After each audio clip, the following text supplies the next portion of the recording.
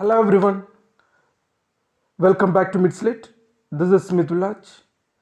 In this video session, I am going to discuss about types of fiction, which is the part of fourth semester core paper Appreciating Fiction. So let's begin.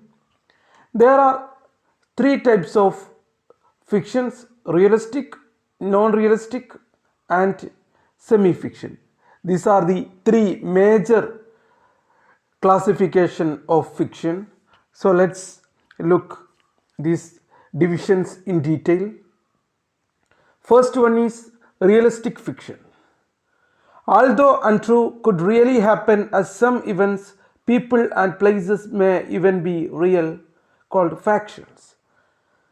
അപ്പോൾ നമ്മൾ നേരത്തെ പറഞ്ഞു, എഴുത്തുകാരൻ്റെ ഭാവനയിൽ നിന്ന് യഥാർത്ഥത്തിൽ നിലനിൽക്കുന്നതല്ലാത്ത കാര്യങ്ങളെക്കുറിച്ച് narrate ചെയ്യുന്നതാണ് fiction എന്ന് പറഞ്ഞു.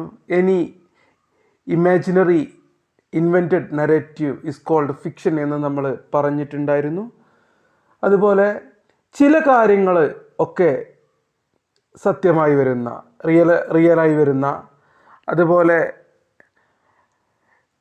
ഒരു കഥയിലെ ചില സംഭവങ്ങൾ, ചില സ്ഥലങ്ങൾ, അതുപോലെ തന്നെ ചില ആളുകൾ, അവരൊക്കെ യഥാർത്ഥത്തിൽ ഉള്ള ആളുകളാണ്, യഥാർത്ഥത്തിലുള്ള സ്ഥലങ്ങളാണ്. അങ്ങനെ വരുന്ന ഫിക്ഷൻസിനെ നമ്മൾ റിയലിസ്റ്റിക് ഫിക്ഷൻ എന്ന് പറയും, അല്ലെങ്കിൽ ഫാക്ഷൻ എന്ന് പറയും. ഇവിടെ യഥാർത്ഥത്തിൽ നടന്ന ഒരു കഥയല്ല, പക്ഷേ ചില സ്ഥലങ്ങൾ, ചില സംഭവങ്ങൾ, ചില ആളുകൾ ഒക്കെ റിയലായിരിക്കും.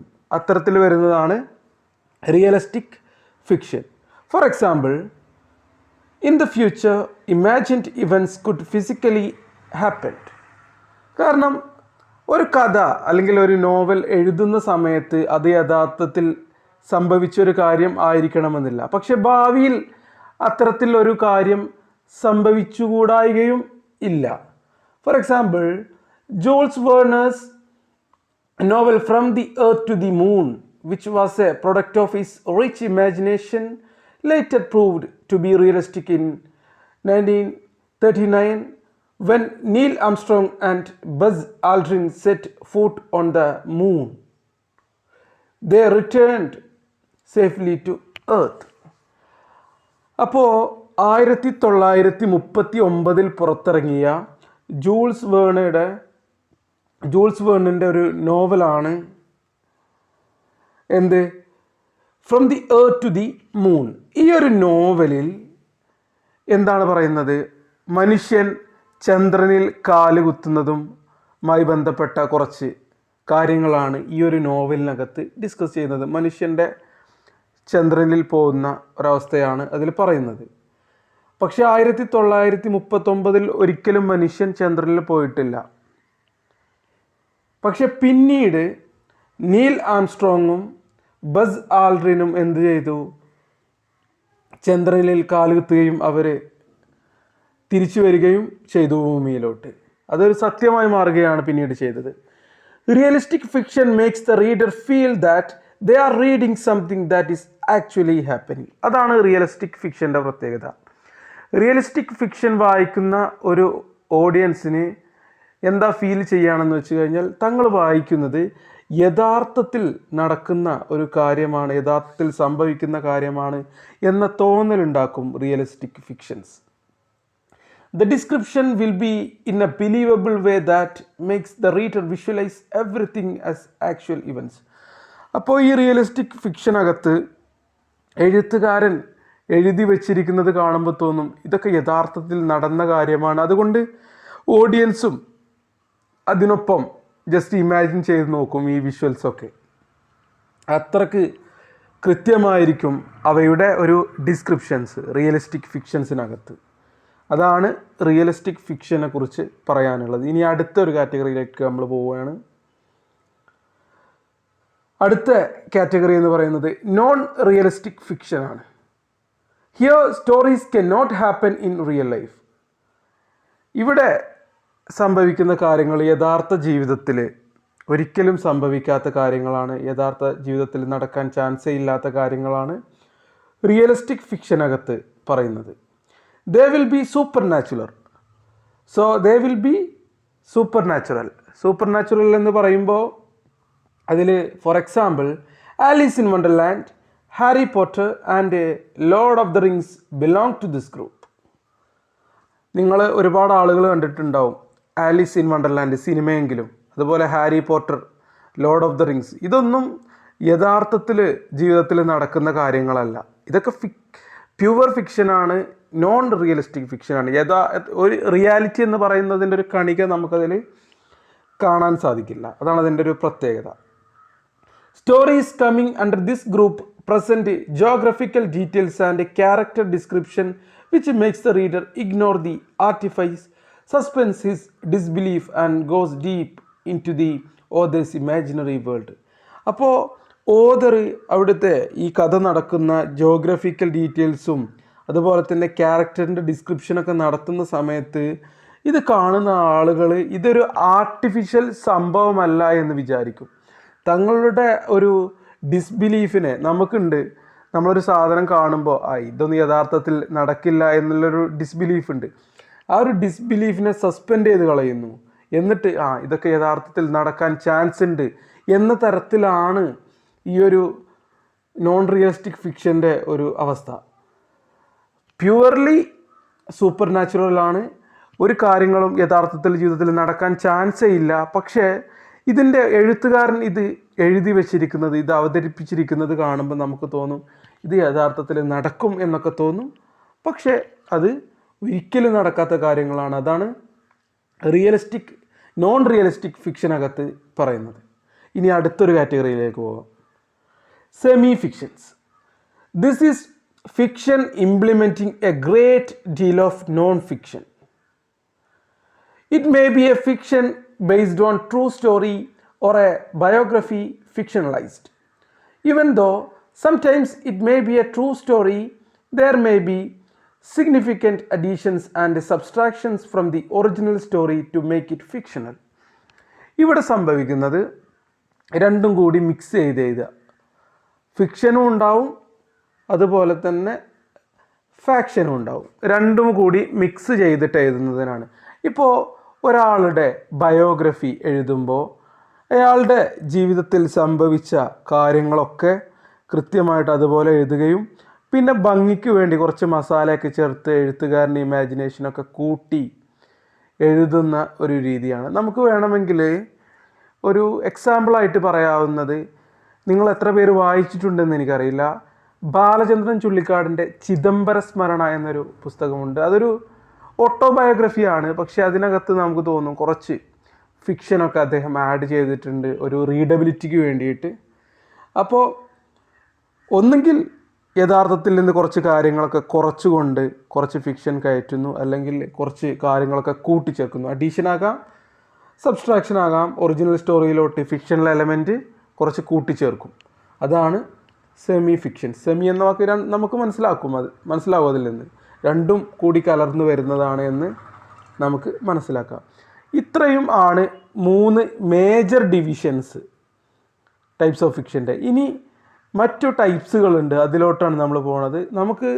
ഇനി ഞാൻ പറയാൻ പോകുന്ന മറ്റു ടൈപ്പുകൾ ഈ 3 കാറ്റഗറിയിൽ ഒന്നിൽ വരുന്നതാണ്. അതർ ഫിക്ഷൻസ് എന്ന് പറഞ്ഞ് നമ്മൾ ഡിസ്കസ് ചെയ്യാൻ പോകുന്ന കുറേ ടൈപ്പ് ഫിക്ഷൻസ് ഉണ്ട്. അതൊക്കെ ഞാൻ നേരത്തെ ഡിസ്കസ് ചെയ്ത realistic fiction, non realistic fiction, semi fiction എന്നീ കാറ്റഗറിക്കകത്ത് ഈ 3-1 ഉൾപ്പെടുന്നതാണ് ഞാൻ ഇനി പറയാൻ പോകുന്ന മറ്റു ഫിക്ഷൻസ്. അതിൽ ആദ്യത്തേത് science fiction. This type has science or space theme. അപ്പോൾ നിങ്ങൾക്ക് ഒരുപാട് പേർക്കറിയാം, നിങ്ങൾ സിനിമയൊക്കെ കാണുന്നവരാണ്.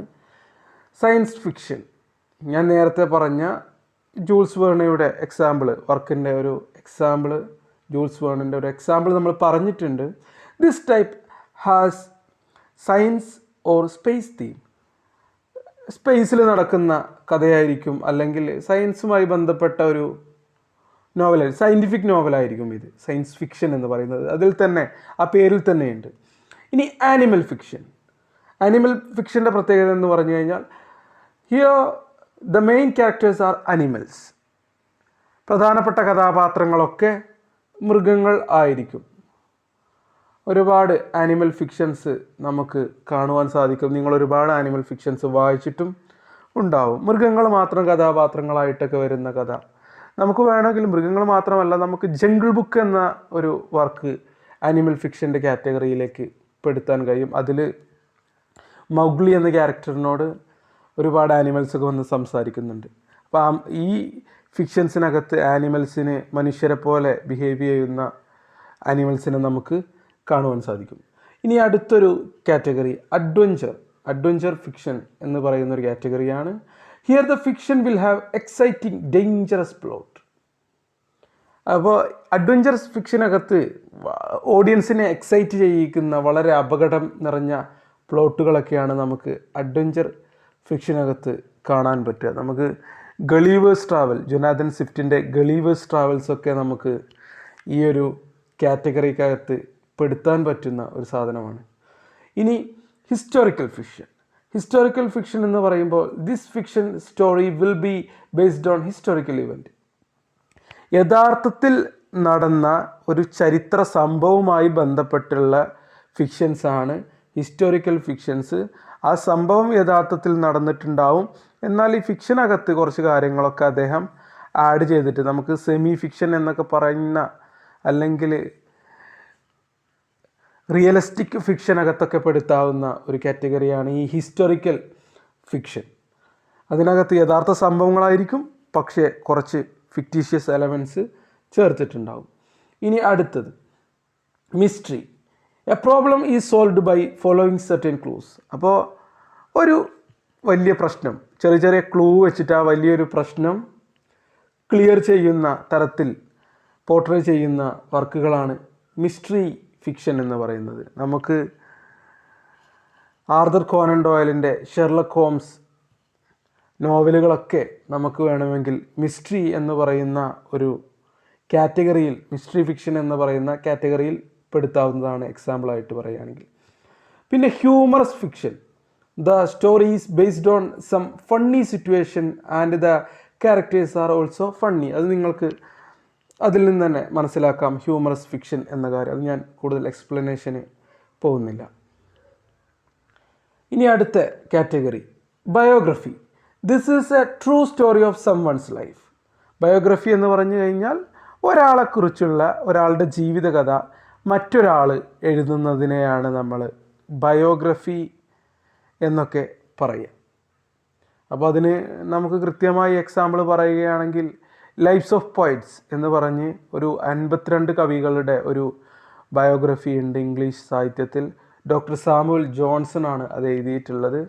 അതുപോലെ തന്നെ ഐസക് വാൾട്ടൺ എഴുതിയ ലൈഫ്സ് എന്ന് പറഞ്ഞ ഒരു പുസ്തകമുണ്ട്. അതും നമുക്ക് ബയോഗ്രഫിക്ക് എക്സാമ്പിളായിട്ട് നൽകാവുന്ന ഒരു വർക്കാണ്. ഇനി അടുത്തത് ഓട്ടോബയോഗ്രഫിയാണ്. ഓട്ടോബയോഗ്രഫി നിങ്ങൾക്ക് എല്ലാവർക്കും അറിയാം. This is the true story of the author's life. അപ്പോൾ ഓട്ടോബയോഗ്രഫിക്കകത്ത് നടക്കുന്നത് എന്താണെന്ന് വെച്ച് കഴിഞ്ഞാൽ this is the true story of the author's life. എഴുത്തുകാരൻ അദ്ദേഹത്തിൻ്റെ ജീവിതത്തിനെ കുറിച്ച് തന്നെ എഴുതുന്നതിനെയാണ് നമ്മൾ ഓട്ടോബയോഗ്രഫി എന്ന് പറയുക. അപ്പോൾ എന്താണ് ബയോഗ്രഫിയും ഓട്ടോബയോഗ്രഫിയും തമ്മിലുള്ള ഒരു വ്യത്യാസം എന്ന് പറയുന്നത്? ബയോഗ്രഫി എന്ന് പറയുന്നത് ഒരാളുടെ ജീവിതത്തെപ്പറ്റി മറ്റൊരു ഓതർ എഴുതുന്നതാണ്. ഓട്ടോബയോഗ്രഫി എന്ന് പറയുന്നത് ഓതർ അയാളുടെ ജീവിതത്തെപ്പറ്റി തന്നെ എഴുതുന്നതാണ്. ഇനി അടുത്ത കാറ്റഗറി എന്ന് പറയുന്നത് ഫാൻറ്റസിയാണ്. ഫാൻറ്റസി എന്ന് പറഞ്ഞു കഴിഞ്ഞാൽ fantasy is a fiction that can be real. ഒരിക്കലും സംഭവിക്കാൻ സാധ്യതയില്ലാത്ത, യഥാർത്ഥ ജീവിതത്തിൽ ഒരിക്കലും നടക്കാൻ ഒരു സ്കോപ്പുമില്ലാത്ത സാധനങ്ങളെയാണ് നമ്മൾ ഫാൻറ്റസി എന്ന് പറയുന്നത്. ഇനി അടുത്തത് ഫോക്ക് ടെയിൽസ് ആണ്. ഫോക്ക് ടെയിൽസ് എന്ന് പറഞ്ഞു കഴിഞ്ഞാൽ they are stories pass down orally by different cultural groups. വാമൊഴിയായിട്ട് തലമുറകൾക്ക് തോറും ഇങ്ങനെ പകർന്ന് വരുന്ന കഥകളാണ് ഫോക്ക് ടെയിൽസ്. നമ്മൾ നാടോടി കഥകൾ എന്നൊക്കെ പറയും. അതാണ് ഓരോ കൾച്ചറൽ ഗ്രൂപ്പ്സ് ഇങ്ങനെ ഓറലി ആയിട്ട് ട്രാൻസ്മിറ്റ് ചെയ്ത് ഒരു ജനറേഷനിൽ നിന്ന് മറ്റൊരു ജനറേഷനിലോട്ട് ഇങ്ങനെ കൊടുത്ത് വരുന്ന കഥകളാണ് നാടോടി കഥകൾ, ഫോക്ക് ടെയിൽസ് എന്ന് പറയുന്നത്. ഇനി അടുത്തത് fables. They are similar to folk tales but the characters are animals and have a moral lessons in it. ഫാബിൾസിൻ്റെ കേസിൽ ഫോക്ക് ടെയിൽസ് പോലെ തന്നെയാണ് വാമൊഴിയായിട്ട് പകർന്നു വരുന്നതാണ് ഒരു കൾച്ചറൽ ഗ്രൂപ്പ് വാമൊഴിയായിട്ട് അടുത്ത തലമുറക്ക് പറഞ്ഞു കൊടുത്തു വരുന്ന കഥകൾ തന്നെയാണ് ഫാബിൾസ് എന്ന് പറയുന്നത്. പക്ഷേ ഫാബിൾസിൻ്റെ കേസിൽ ഒരു വ്യത്യാസമുണ്ട്. Characters are animals and have a moral lesson it. ക്യാരക്ടേഴ്സൊക്കെ ആനിമൽസ് ആണ്, മൃഗങ്ങളാണ്. മാത്രമല്ല കഥയുടെ അവസാനം ഒരു ഗുണപാഠവും ഷെയർ ചെയ്യും. അതാണ് ഫാബിൾസ്. അപ്പോൾ നമ്മൾ ഈ ക്ലാസ്സിൽ ഒരുപാട് കാര്യങ്ങൾ പഠിച്ചു. ആദ്യം 3 major divisions of fictions, type of fictions 3 വിധം നമ്മൾ പഠിച്ചിട്ടുണ്ട്. Realistic, non realistic, semi fiction. പിന്നെ മറ്റു ചെറിയ ഡിവിഷൻസ് നമ്മൾ പഠിച്ചിട്ടുണ്ട്. പക്ഷേ ഈ ചെറിയ ടൈപ്പ് ഓഫ് ഫിക്ഷൻസ് ഒക്കെ നമ്മൾ നേരത്തെ പറഞ്ഞ 3 മേജർ കാറ്റഗറിക്ക് അകത്ത് വരുന്ന കാര്യങ്ങളാണ്. അപ്പോൾ ഇത്ര കാര്യങ്ങളാണ് ടൈപ്സ് ഓഫ് ഫിക്ഷനുമായിട്ട് ബന്ധപ്പെട്ട് പറയാനുള്ളത്. നമുക്ക് അടുത്ത വീഡിയോയിൽ എലമെൻറ്റ്സ് ഓഫ് ഫിക്ഷനെ പറ്റി ഡിസ്കസ് ചെയ്യേണ്ടതുണ്ട്. വീഡിയോ കണ്ട എല്ലാവർക്കും നന്ദി.